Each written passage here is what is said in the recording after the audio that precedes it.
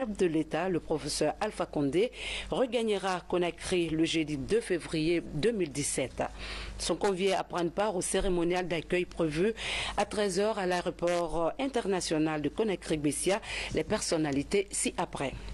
Monsieur le Président de l'Assemblée nationale, Monsieur le Premier ministre et chef du gouvernement, Monsieur le Président de la Cour constitutionnelle, Monsieur le Président de la Cour suprême, Monsieur le Président de la Cour des comptes, Madame la Présidente de la Haute Autorité de la Communication, Madame la Présidente du Conseil économique et social, Monsieur le Médiateur de la République, Monsieur le Grand Chancelier des Ordres nationaux de Guinée, Monsieur le Président de la Commission électorale nationale indépendante, Monsieur le Président de l'Institution nationale indépendante des droits humains, Monsieur le haut représentant du chef de l'État, Monsieur le chef de file de l'opposition, Mesdames et Messieurs les membres du gouvernement, Mesdames et Messieurs les ministres, conseillers, membres du cabinet présidentiel, Monsieur le chef d'état-major général des armées, Monsieur le haut commandant de la gendarmerie nationale, Messieurs les chefs des états-majors des armées de terre, de l'air et de la marine,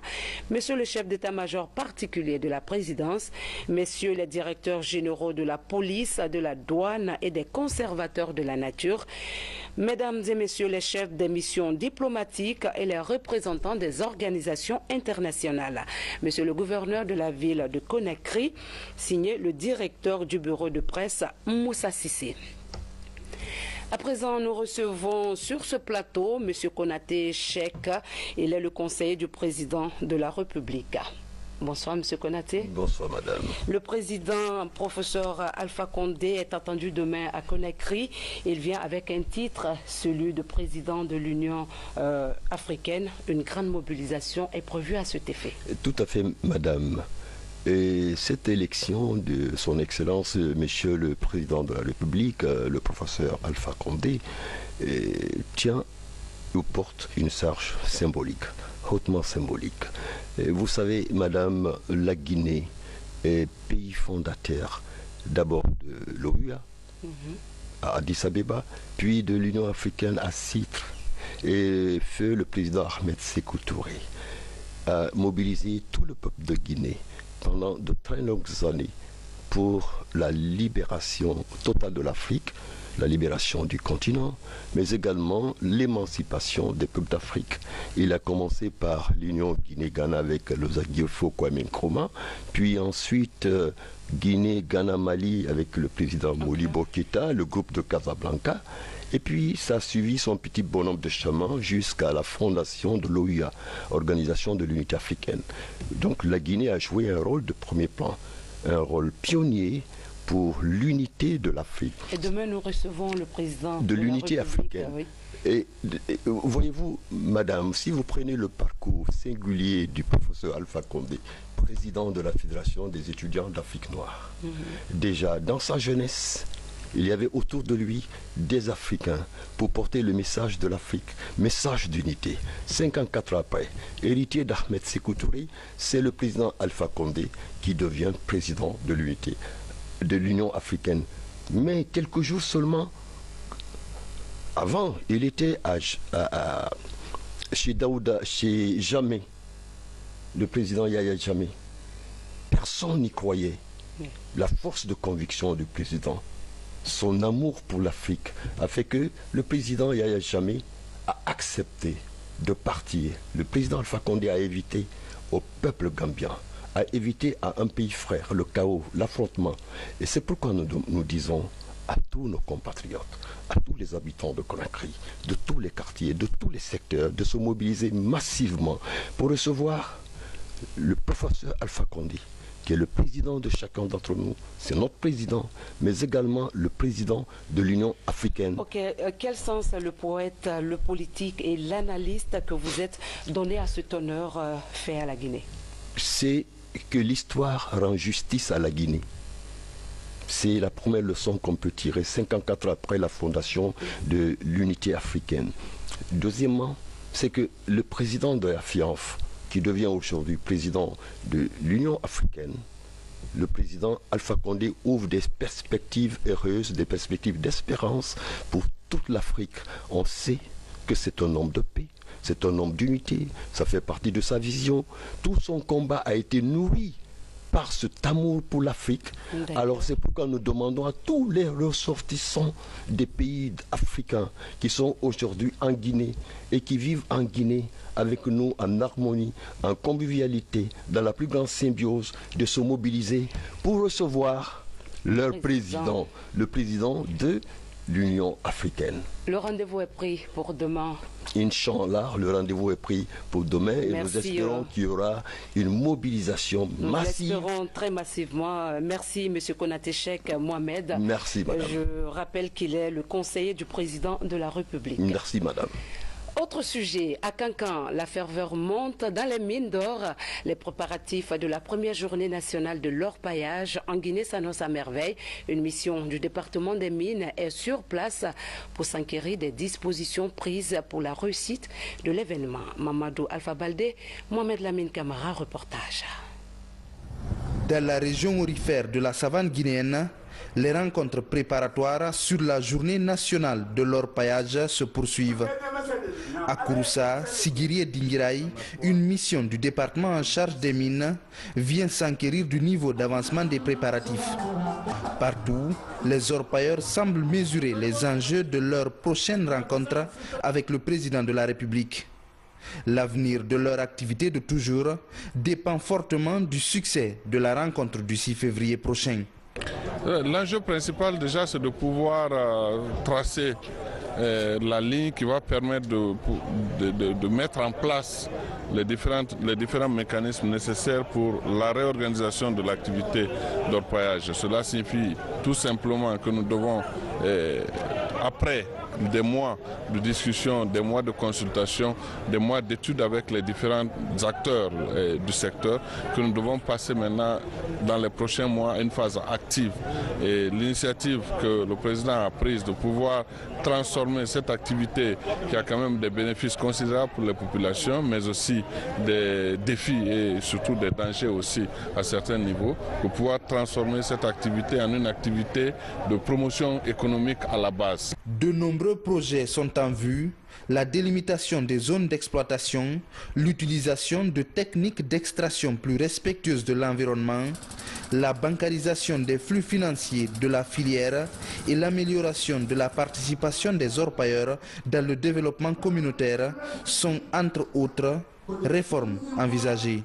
Nous, les collecteurs, ce qui nous pose problème, c'est des bailleurs de fonds qui nous pourront nous assister, parce que l'or a un grand nom, mais plutôt le travail a beaucoup de difficultés. S'il n'y a pas beaucoup d'argent, ça ne peut pas travailler. Si on estime à l'heure qu'il fait, on paye 1 gramme à 330 000. Si on gagne au maximum un patron, il nous paye à 32 000, donc c'est une différence de 2 000 francs. Si tu n'as pas un grand patron qui peut te financer une forte somme, tu ne peux pas te déplacer. Parce que tu payes par exemple 1 kilo à 330 millions, donc tu n'auras que 2 millions. Tu fais tes frais, ton retour, tu n'auras rien. Depuis la Première République, c'est la première fois que les autorités s'impliquent au plus haut niveau pour réglementer notre activité. Cela nous réjouit beaucoup et nous donne davantage de courage. Ce qui nous fatigue surtout, c'est l'insécurité. Nous avons souvent été victimes de braquages. Mais il y a un point positif. Aujourd'hui, avec l'appui du gouvernement, nous sommes très avancés dans la parcellisation. Actuellement, nous en avons 400 qui nous ont été fournis par le gouvernement.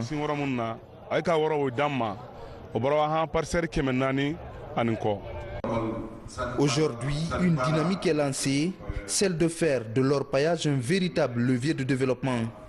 Dans les mines, l'approche semble trouver un écho favorable auprès des tombolements qui promettent de faire le grand déplacement sur Cancan et participer à la mise en place d'un orpaillage tourné vers le bien-être économique et social. De Cancan, revenons à Conakry où s'est tenue la réunion de pilotage de la campagne mondiale de l'ITIE. La rencontre a mobilisé une dizaine de membres de la société civile du continent autour de la directrice internationale de Publier ce que vous payez. Il s'agit de revoir les stratégies pour imprimer plus de transparence au secteur extractif. Mohamed Sanko nous signe ce reportage. Quelle est la stratégie adaptée à la nouvelle donne dans le fonctionnement du secteur extractif? Quels sont les grands axes d'orientation du comité de pilotage de la coalition Publiez ce que vous payez, notamment au niveau des contrats et codes miniers, ainsi que des relations entre les acteurs du secteur?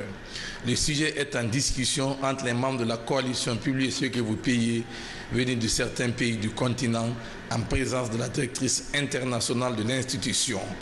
La Guinée a révisé son code minier et à l'intérieur, il y a un aspect important qui a été apporté au développement communautaire, au respect de l'environnement, ça on le trouve partout, mais particulièrement sur le développement communautaire avec une attribution de fonds. En dépit de ces efforts notés par la Guinée, d'autres pays continuent encore de traîner les pas. Un des grands défis au jour d'aujourd'hui, c'est le manque de volonté politique au niveau international pour accroître d'une part la transparence des secteurs miniers, pétroliers et gaziers, mais aussi pour s'assurer que ces secteurs contribuent effectivement à l'éradication de la pauvreté, à l'amélioration de la vie des populations riveraines. Toutes les recommandations issues de la présente rencontre seront validées aux conférences de juillet prochain en Zambie et au Zimbabwe. Le document sera un bréviaire pour les 41 pays membres de la coalition, dont 22 en Afrique. Une charge correcte entraîne toujours plus de sécurité. La pèse SIE, un instrument qui répond parfaitement au contrôle du poids des véhicules. L'installation de cette balance au port autonome de Conakry s'est déroulée en présence du Premier ministre. Adi Kamara. Au port autonome de Conakry, une nouvelle installation pèse SIE. Elle permet d'empêcher toute sortie de véhicules dont la charge à l'essieu dépasse les normes autorisées. Il en sera de même pour toutes les unités industrielles, extractives et minières dont la production et le fret excèdent 200 000 tonnes par an. L'activité qui nous réunit aujourd'hui est une recommandation de la réunion des ministres des Transports et des Infrastructures tenue à Cotonou le 23 septembre 2016, après avoir constaté le retard dans l'application du règlement 14 relatif à l'harmonisation des normes et des procédures de contrôle de gabarit du poids de la charge à l'essieu des véhicules lourds dans les États membres. Nous pouvons rassurer le gouvernement, rassurer Madame la ministre que le port autonome prendra toutes les dispositions pour l'application correcte et rigoureuse de cette réglementation. Ces installations prouvent à suffisance l'engagement du gouvernement à promouvoir le développement de notre pays tout en privilégiant l'esprit de civisme et de patriotisme des usagers de la route. Aujourd'hui, nos infrastructures routières subissent beaucoup plus de dégâts à cause du fait que les gens ne prennent pas conscience du coût réel, n'est-ce pas, de ces infrastructures.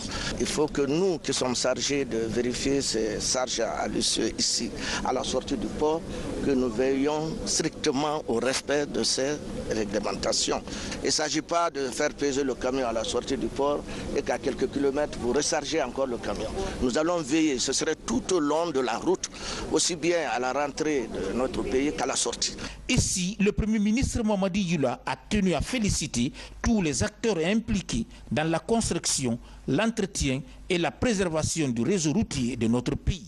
Il s'avère que depuis un certain nombre d'années, les dispositions relatives au respect des règles régissant l'usage de la route, l'utilisation de la route, ne sont pas toujours aux normes. Donc il était important de commencer, respectant cela ces dispositions sous-régionales, notamment le règlement 14, je crois, de la CEDEAO et certaines dispositions nationales, des textes qui ont été pris localement, pour se mettre en conformité et pouvoir mesurer la charge à l'essieu des poids lourds qui circulent sur nos routes. Avec ces investissements, l'État guinéen s'inscrit résolument dans la dynamique des recommandations de l'UEMOA et de la CEDEAO en matière de sauvegarde de nos routes. Transport urbain, le système de mobilité entre les quartiers de Conakry s'améliore avec l'arrivée de 50 bus. Ce don de la Turquie est la concrétisation de la promesse faite par le président Erdogan lors de son séjour à Conakry. Ansoumane Toumani Kamara, reportage. Après les 100 bus et les 50 camions de ramassage d'ordures offerts par la Chine en 2012, l'esplanade du Palais du Peuple est encore témoin d'une deuxième remise d'engins roulants de transport urbain à Conakry. Cette fois-ci, c'est la Turquie qui offre 50 bus de marque Mercedes à la Guinée pour faciliter le déplacement des citoyens dans les 5 communes de la capitale. Et c'est la matérialisation de l'une des promesses faites par le président Erdogan lors de sa visite d'État à Conakry en mars 2016. Très important pour nous, le président de la Turquie, M. Recep Tayyip Erdogan, il a promis aux populations de Guinée, par accord avec le président de Guinée ensemble, pour donner au service de population des bus, pour partir au travail, pour venir à la maison et pour sentir de la Turquie et la solidarité de Guinée. C'est pour ça que c'est une activité actuellement, c'est très important pour notre coopération, notre solidarité entre deux pays, entre deux nations. Surtout, je vous remercie infiniment le président de Guinée et le président de Erdogan de Turquie qui sont d'accord pour au service de la population de Guinée. Avec l'arrêt prolongé du train Conakry Express, ce don turc fait renaître l'espoir chez les populations de la capitale qui ont du mal à se déplacer aisément en ce moment. La bonne gestion de ces bus conditionne l'amélioration pérenne des transports à Conakry. Nous nous engageons, mesdames et messieurs les maires des 5 communes et moi-même, à prendre les meilleures dispositions techniques et organisationnelles pour une gestion rationnelle et rigoureuse au bénéfice des citoyens de la ville de Conakry. Pour cela, nous sommes disposés à collaborer avec toutes les institutions et organismes agréés en management des transports pour la ville de Conakry. La gestion des véhicules de transport public reste un pense-bête en Guinée. Des transports urbains de Conakry-Tuk de la Première République à la Sotragui de la Troisième République, en passant par la Sozitrag et la Sogitrans du régime de Lansana Conté, toutes ces sociétés de transport routier ont vu leur vie écourtée par la mauvaise gestion et l'incivisme des Guinéens. Des faiblesses qui sûrement seront corrigées avec les 50 bus offerts par la Turquie. Toujours dans les actualités nationales, le gouvernement et les acteurs syndicaux sur la table de négociation relative à l'application de l'accord sur la grille salariale. Le point essentiel qui fait débat est de voir dans quelle mesure adopter une grille salariale pour les agents de la fonction publique. Les détails avec Moussa Komara. Loin de toute hésitation, le gouvernement et l'intersyndical négocient depuis des jours autour des différents protocoles d'accord signés. Pour les syndicalistes, le maintien de la valeur du point d'indice à 1030, la grille salariale de manière générale et la rétrogradation sont à revoir. Les négociations vont bon train. Nous sommes en train d'éplucher point par point, n'est-ce pas, les différentes revendications de l'intersyndical de l'éducation. À nos jours, nous sommes presque vers la fin, mais pour ce qui concerne les points, n'est-ce pas, saillants, nous sommes encore sur notre fin. Les débats déjà engagés avancent selon les parties, même si les négociateurs se montrent discrets. Je voudrais simplement vous dire que vous constatez que ça fait plusieurs heures que nous sommes derrière nous dans cette salle pour discuter du mémorandum déposé par l'intersyndicale CNTG-USTG, mais également pour discuter du préavis de grève de l'intersyndicale d'éducation. À date, je ne vais pas m'aventurer sur les résolutions d'un certain nombre de points, mais les négociations avancent à bon train.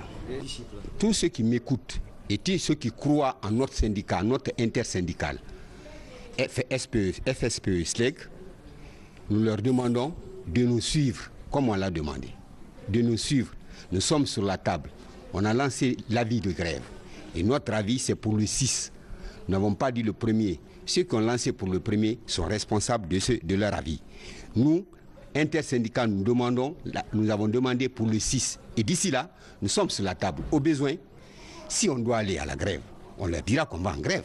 Si nous sommes satisfaits, tous nos points sont satisfaits, de réclamations sont satisfaits, il n'y a pas de problème, il n'y a pas raison d'aller en grève. Le gouvernement de son côté s'est dit disposé à respecter tous les points conclus dans les protocoles d'accord Notre devoir aujourd'hui est d'informer la population que ces discussions se poursuivent avec les organisations syndicales les plus représentatives. C'est très important de le noter.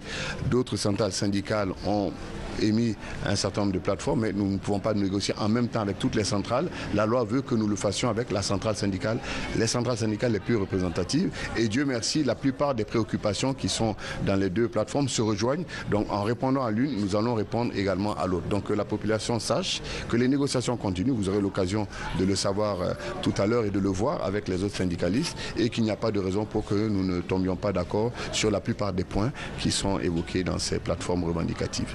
Les négociations sont menées entre représentants de la Confédération nationale des travailleurs de Guinée CNTG, l'Union des syndicats des transporteurs de Guinée USTG, le syndicat des enseignants libres de Guinée SLEG et les représentants des départements de l'éducation. Mesdames et messieurs, sur ce plateau, nous recevons le ministre de l'Enseignement technique, de la formation professionnelle, de l'emploi et du travail. Bonsoir, monsieur le ministre. Bonsoir.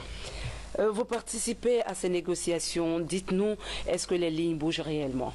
Alors merci de recevoir le gouvernement. Les Guinéens ont ce droit-là de savoir ce qui se passe et comment les choses avancent, et notamment ceux qui sont concernés par la question de la grille salariale.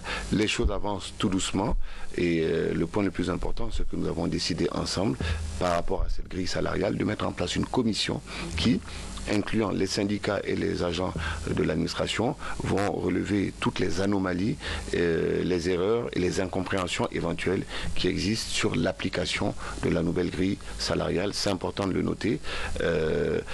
Nous avons pris comme engagement de mettre à la disposition des fonctionnaires guinéens une nouvelle grille salariale qui prenne en compte les augmentations qui avaient eu lieu. Vous savez qu'en 6 ans, il y a pratiquement eu près de 200% d'augmentation de salaire, et aujourd'hui, la transposition de cette grille salariale a posé un certain nombre de problèmes que nous essayons de résoudre. Donc nous voulons informer la population guinéenne que nous espérons y arriver très vite avec le syndicat, de manière à ce que le résultat qui sorte de cette consultation soit accepté de tous et satisfasse tout le monde.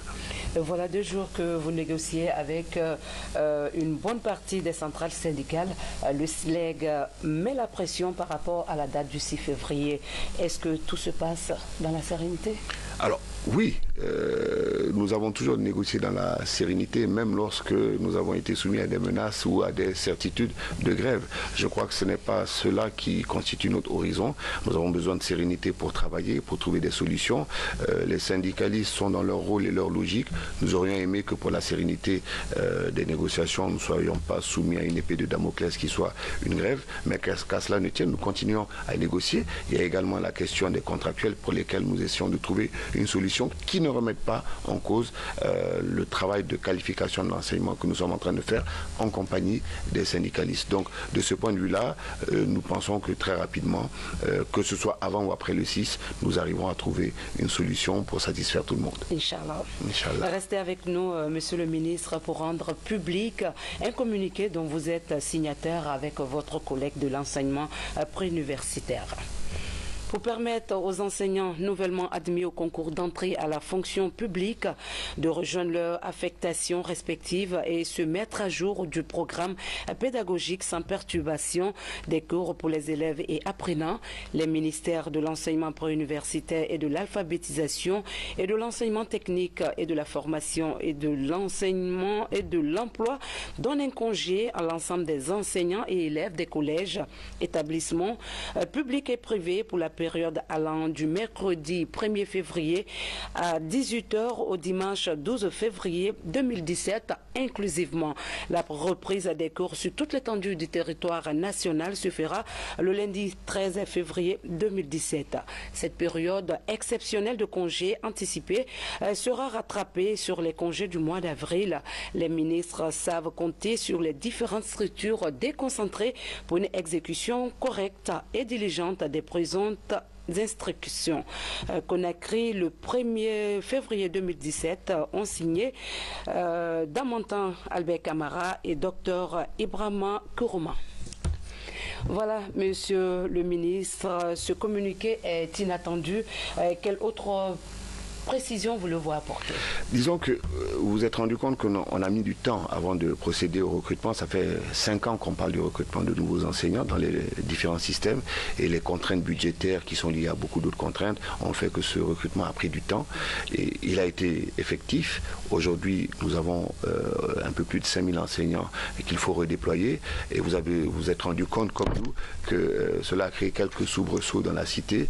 Donc pour pouvoir permettre à ces enseignants de se redéployer sur l'ensemble du territoire en toute sérénité, sans que des perturbations viennent encore retarder la tenue des cours, nous avons décidé de prendre une période probatoire d'environ 10 jours, qu'ils rejoignent leur poste, qu'ils se mettent à jour des programmes, et qu'ensuite on rattrape cette période, parce qu'il n'est pas question de faire perdre pédagogiquement les élèves sur les congés du mois d'avril. Que les gens comprennent que le système et le processus de qualification de l'enseignement va prendre un peu de temps, va amener des contraintes que tout le monde doit pouvoir accepter, parce que c'est le prix qu'il faut payer pour qualifier notre enseignement. Okay. Merci Monsieur le ministre d'avoir répondu à notre invitation. C'est moi qui vous remercie. Comment restaurer, conserver, numériser et même valoriser les manuscrits en Guinée? La question a trouvé sa réponse au cours d'une conférence au centre franco-guinéen auprès des spécialistes venus de Bamako.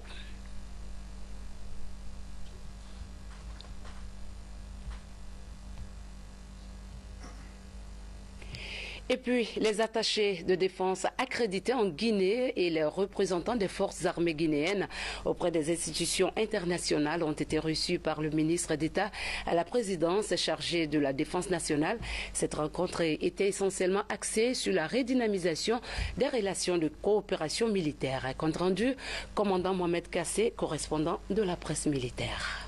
Compte de Dr Mohamed Diané et le collectif des attachés de défense des pays amis a permis de discuter sur certains aspects de la coopération militaire en ce début d'année. Au cours de cette réunion, il a été question du renforcement et de l'approfondissement des liens d'amitié et de coopération en vue de redynamiser la capacité opérationnelle de notre armée. C'est une occasion qui est privilégiée pour pouvoir échanger entre la Guinée et puis les pays qui sont représentés actuellement à Conakry par leurs attachés défense sur le domaine militaire. Je l'espère, l'occasion pour les attachés défense de pouvoir échanger sur leur programme de coopération et, je le souhaite, se coordonner de façon à offrir une offre plus diversifiée aux forces armées de la Guinée qui, il faut le rappeler, entretiennent un bataillon au sein de la MINUSMA. Je suis très heureux pour l'opportunité d'échanger l'information avec mes collègues de l'attaché de la défense. Nous allons continuer de former le bataillon de la maintenance de la paix